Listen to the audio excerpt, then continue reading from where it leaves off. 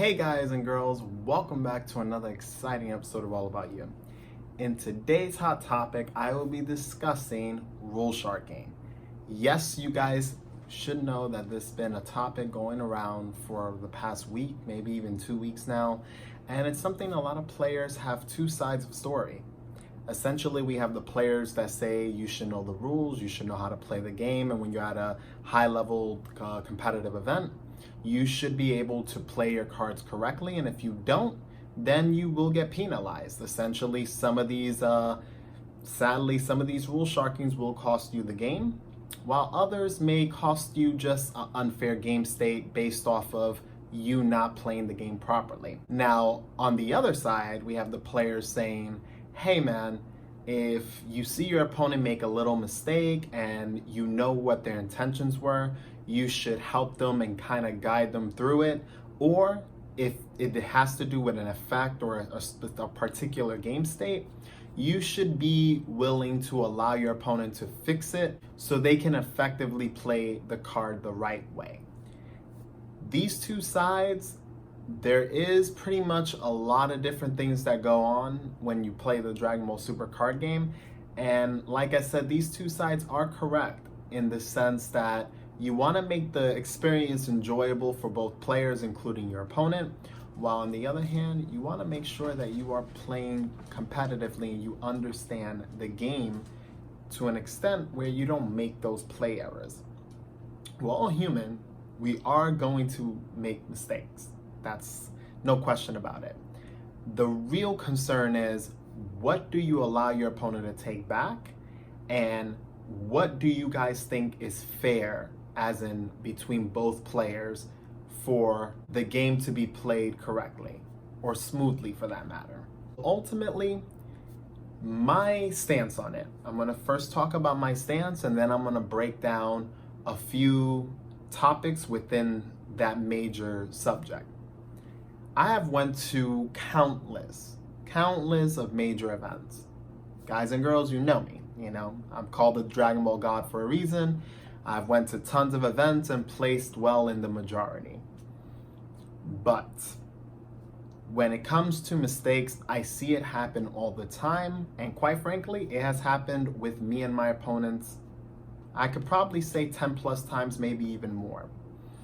And the reality is, I particularly would not want to win a game that is kind of skewered towards my opponent just making a slight error, that error could be fixed. So giving you an example, I've had many games where my opponent in a big level event, regionals and tournaments alike, they will set up their life and realize they set up 9 cards in life, or they'll realize they only drew 5 cards instead of 6. Now, these are obviously some of the basic rules of the game. You know you're supposed to start off with 6 cards in hand after the mold process, and you do know you need to have 8 life. Like 8 life is the set amount of life, no more, no less. But we're human. Some people will make mistakes. Now, when my opponent have put themselves in that situation, and I don't want to throw any names out there, but there have been some actual competitive players that I know of that made these mistakes against me, I just let them take it back. And the way I let them take it back is I'll either say, hey, you know what? You see that card? If I notice the pattern that they laid out their life, I'll say, hey, put that card back on top of your deck. Let's say it's 8 life and they drew 5 cards instead of 6. The first one that you started off putting life, put that on top of your deck. Draw it or put that into your hand. Then place the next card from the top of your deck into your life area. Or I'll just simply say draw another card. You get what I'm saying? Like there's really not much of a discrepancy. If they have 5 cards and they have 8 life, here, just draw a card. It's cool. It's random. You got to realize that some rule sharks, other individuals will want to win no matter what. And unfortunately, you can't do much about it because within the rules, they could call judge on you and it can start up a situation where you will receive a game loss, because essentially if you laid out all your life and you have 5 cards in hand, that's an illegal game state. Some judges will have that match just pretty much discarded at that point, and you will receive the game 1 loss or game 2 loss, or very well it may cost you the match, especially if both players are 1-1 and bam, or if one game was won and then that was your only chance to come back and you made a mistake. Now you just got 2-0'd because of just a slight error. And the error, unfortunately, is big, but players should not use that as a way to capitalize on your opponent, because you're making the game unenjoyable. And not for nothing, most of us want this game to actually succeed and grow. And by rule sharking your opponent in that fashion, it's not a good experience, and there's a good chance that if that player hasn't been in the game long enough, they're not going to want to be a part of it any longer. You know, it's going to be a story that they'll tell their friends or whatever, and you know, it kind of gets to a point where it's like, you know what, this game is not enjoyable. I don't like the player base. They're so caught up on winning the game instead of just having fun and playing it, which there's a fine line in between. I'm kind of in the between factor where I play to win, but I want to make sure I won. I don't want it to be a scenario where I was just given a win because of an error. Now, if you should resolve your effect and the wrong way. So I'll give you another scenario. I was playing actually it was a match that would have gotten me into Top Cut. It was like a top 16 playoff where if I win, I make top 16. If I lose, I just make top 32. But unfortunately, the cutoff line was top 16. So the match mattered. Whoever won was making it to top 16. Whoever lost was taking an L. And if we both received draws, we would both bump each other out. We would have high placements in top 32. But what's the point if at the end of the day you don't make day 2? You don't make it to the main part of the event, which all players, everyone competing in major events, your whole goal is to make it in the top slot so you can face off for the biggest prize. And that's essentially what it is. So when I was going up against my opponent, he ended up playing, he had Path to Greatness out on the board. He had 4 yellow energy. He ended up using Path's effect, placed it to its hand. The way swap is used, you guys know Path to Greatness, and if you don't know, take a look right now. This is the card. So as you can see, this card has swap 8 and it requires sparking 7. Essentially, you need 7 cards in your drop area. Swap 8 means you can go from that card into Heightened Mastery, essentially, which is the main card being played in today's format, or even the previous format with the SSS going around. Now, my opponent, he made an error where he ended up using the swap effect. He paid his cost. So cost is first thing. It says 4 yellow, you pay it. Once you pay the 4 yellow, you place the card that the target that you're gonna actually swap into on the field, and then you move the card back to your hand. So the mistake he made was he did not have Heightened Mastery in hand. That was the whole goal of his deck. And if you guys don't know Heightened Mastery, let me show you. He did not have this card. And this card is essentially one of the best win cons in the game. And as you can see, it just does a whole lot. So that's why it's very powerful. But the point is that my opponent did not have the card in hand. So he paid his 4 yellow. He actually bounced the card back to his hand and then realized he didn't have the card, that he didn't have the target. So for one, he kind of played it wrong at that point because he also bounced the card back to hand. But had he would have played the Heightened Mastery out of hand after he bounced the card back to his hand, I would have been okay with that. I would have not even said a thing because that's just being technical. The way swap works, there is an intricacy on how you play it. You're supposed to play the card, or at least reveal the card that you are swapping into, and then move the card back to your hand. Move the card that you just used swap right back to your hand. But a lot of players do tend to play the card and then put the card into their hand and then play the other card, which again, if you see that happen, guys and girls, don't be a rule shark. Just don't do that. You can explain to your opponent, hey man, if you're good, just wanted to let you know, this is how swap works, and you're fine though. You know, give them the validation that they're good to go, but don't be that guy where you're gonna call judge and you're gonna be like, hey, he swapped and he placed the card to hand And that's not how swap works. He had the target, but he misplayed. He placed it to hand. I thought he didn't have a target. All of a sudden, I see him play the card. He played it wrong. Don't be that guy. But anyways, point is that my opponent didn't even have the card at all. And he just kind of looked at me and scooped it up. That's just an example of a scenario where it happens. Mistakes happen. But at that point, if my opponent, let's say, would have said, hey man, can I take that back? My response to him at this point would have been, you paid the 4, you added your path to greatness to your hand.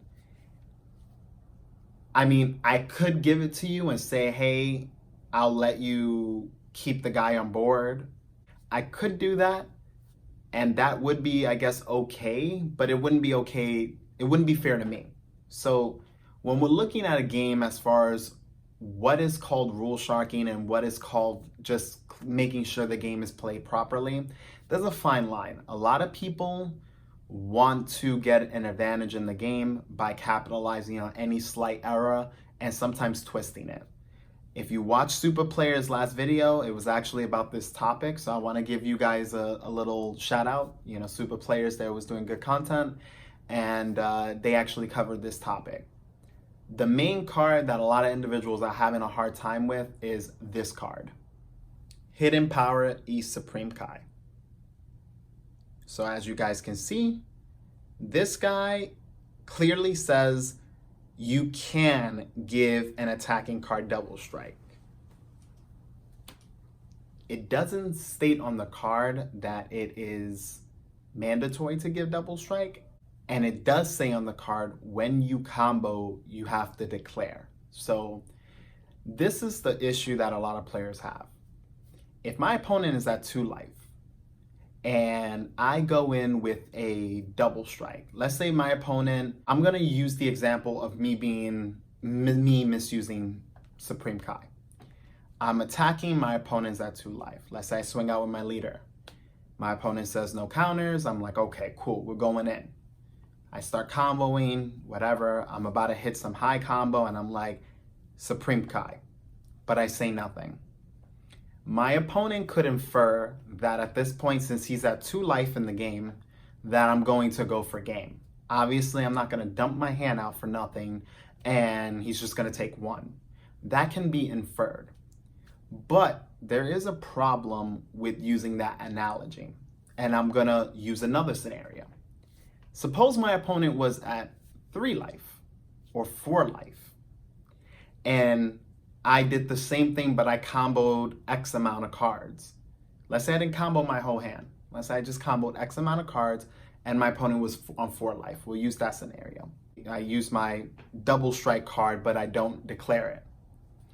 My opponent will, at this point, take 1 damage. They used the card without actually announcing what they wanted for that card's purpose, essentially. Who knows what that opponent was going to do? I mean, there could be another scenario where I combo high and I don't announce it because I don't want it to be double strike. Is my opponent going to just take 2 life? You see, the issue with this card is that you cannot think for your opponent, straight up. If you get anything out of this video, you cannot think for your opponent. You can help guide your opponent if you see an actual play error being committed, like, for example, them not restanding their energy or restanding their leader at the beginning of their turn, them missing out on a draw card for their turn. Let's say they restand their energy and they're getting ready to attack with leader or play cards on the board. You can say, hey, bro, or hey, ma'am, or hey, you know, however you want to address them. You forgot to draw a card. That's part of the game. Or hey, you forgot to restand that energy, or forgot to restand your battle cards or your leader. You can do that. But when it's card effects that are optional, you cannot expect or play for your opponent trying to figure out what their play lines are.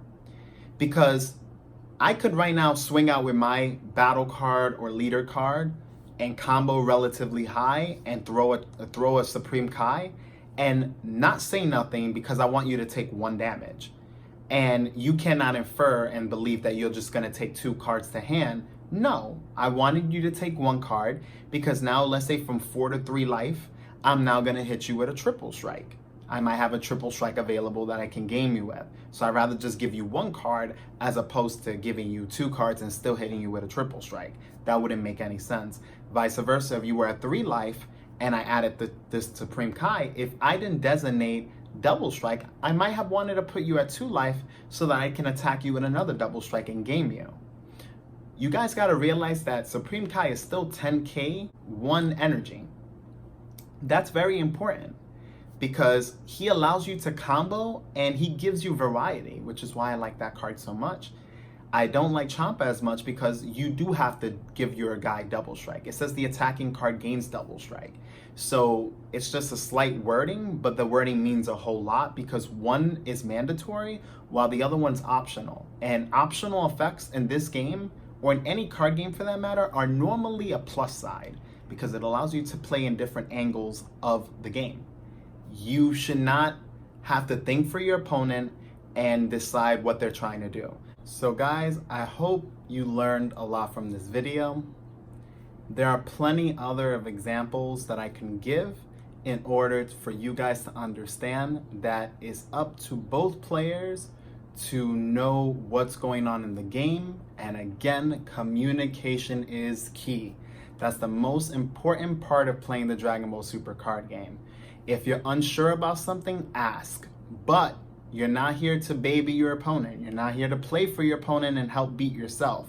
When you're at a regional, you should hold your opponent to that esteem where you expect your opponent to bring their A game and understand what their deck is supposed to do, and understand most importantly what their cards are supposed to do. If you're not ready for a big event like that, you can go and play for fun, but understand that there will be ramifications for certain play errors. Just understand that much. Now, the last thing I want to talk about, and it's just a little side piece, is something that happened at the Dallas event. So, there was a scenario where I was playing against one of my opponents. He had 5 life, he attacked with his leader, he laid down 2 super combos and drew 2 cards and laid a few additional combo pieces down. At the time, I did not know he was at 5 life. His life was kind of close and stuck to each other, so it wasn't laid out visibly. Normally, when I play, you guys all know, you see my life laid out very visible, and there's no misunderstanding. You'll know if I have 4 life, you'll know if I have 2 life, so on and so forth. There won't be no misunderstanding because I like keeping my life visible, open for my opponent to see, and open for me to select at random because I don't like going in order. I like to just select life wherever and whenever, as long as I'm following the rules. So in this case, my opponent comboed out pretty high. I asked him cards in hand. And before I decided to start comboing, I told him, I was like, all right, how much life do you have? Because his life was close, so I'm like, he might have 4, he might have 3, I'm not 100% sure. He was awakened because Kid Goku can awaken early. So that's a factor also that I couldn't use because Kid Goku could awaken as early as 6 life, as we all know. So when he uncovered his life, he realized he only had 5, not 4. He used 2 super combos, which happened to be the trunks that says when you're at 4 less life, draw a card. He drew 2 cards and he continued to combo. Immediately I was like, oh man, and I looked at that. And so I was like, let me call Judge so we can try to get this fixed. He looked at me and he was just like, nah man, scooped up all his cards. I already beat him game 1 and he just took the 2-0 like a champ. I didn't want to win that way because the game was getting good. He was able to start doing some things. This was his better game. I saw it and I knew that he was a little upset because he saw that this was going to be his chance to try to, maybe take a game off me. Or if not take a game off me, this was just going to at least be a more competitive game. But my opponent understood that there was a good chance the game state wouldn't be fixed. And unfortunately, regardless if the judge would have came over, the best the judge could have done, rewind the cards, him place the cards back, and then I would have had to select 2 cards out of his hand at random to place back. And that would have sucked because, as we all know, that's kind of the ruling when it comes down to cards that are not, if you're unsure of what your opponent drew, you are allowed to look at the hand and select the card and put it back. I don't agree with that way or that method. However, it's probably the best. I don't agree with the whole looking at your opponent's hand. I do agree that maybe randomly you should select the card and put it back, not say, hey, let me look at your hand and do this. But that's what people came up with, and that's what we're pretty much following. But anyways, guys and girls, thank you for watching this video. If you have any questions, leave them in the comment section below.